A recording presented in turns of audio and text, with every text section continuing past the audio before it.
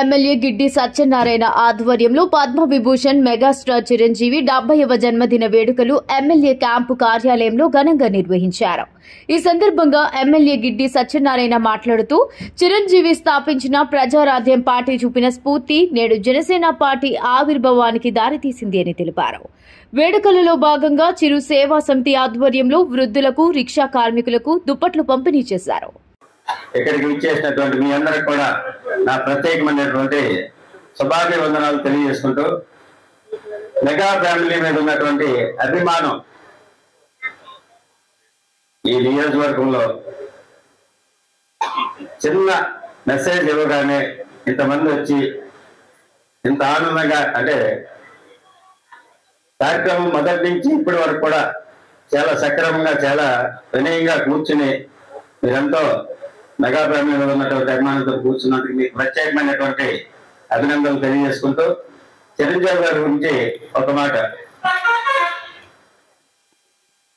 సాధారణంగా ఆయన పాట అంటేనే ఒక ఊపు, ఆయన పేరు చెప్తేనే ఒక డ్యాన్స్. అటువంటిది ఒక చిన్న విచిత్రమైన సంగతి చెప్తా. నేను హైదరాబాద్ నుంచి ఊరికి వచ్చేటప్పుడు సాధారణంగా మొత్తం పిల్లలతోటి వస్తా ఉంటా. వచ్చేటప్పుడు మా పని పిల్లలు కూడా కార్లో తీసుకొస్తా. నేను యాజ్ యూజువల్ గా ఏంటంటే గద్దర పాటలు పెట్టుకుంటా. కొద్దిసేపు ఆ పాటలు విన్నా వాళ్ళు ఏం చేస్తారంటే మేము ఈ పాటలు వినలేకపోతున్నాం అంటారు. మరి ఏం చేయలేదు. మా పని పిల్లలు అన్నే సార్ ఒక పని చేయండి సార్, చిరంజీవి గారి పాటలు పెట్టండి సార్ అంట. ఇమీడియట్ ఆప్షన్ ఏంటంటే చిరంజీవి గారి పాటలు. సో చిన్నపిల్ల కాడి నుంచి ముసలాళ్ళ వరకు కూడా చిరంజీవి గారిని అభిమానిస్తారు.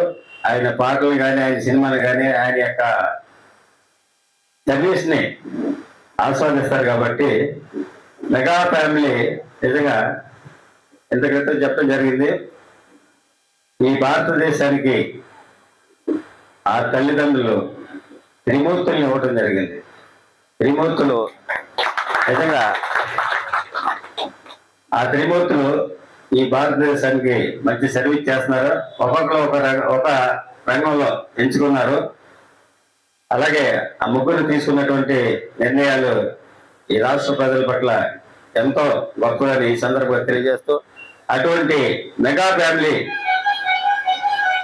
ఉన్నటువంటి మన నాయకులు పవన్ కళ్యాణ్ గారు ఆయన ఆశయాలు నచ్చి ఈ జనసేన పార్టీలోకి రావడం జరిగింది. ఆయన ఆశయాలకు అనుగుణంగానే సర్వీస్ చేయడం జరుగుతుంది. ఎప్పుడు కూడా ప్రజాక్షేమం కోసం మీ అందరికీ అన్ని వేళలా అందుబాటులో ఉంటామని ఈ సందర్భంగా తెలియజేసుకుంటూ నాకు ఈ అవకాశం ఇచ్చినటువంటి మీ అందరికీ ప్రత్యేకమైనటువంటి అభినందనలు తెలియజేసుకున్నాను. Thank you.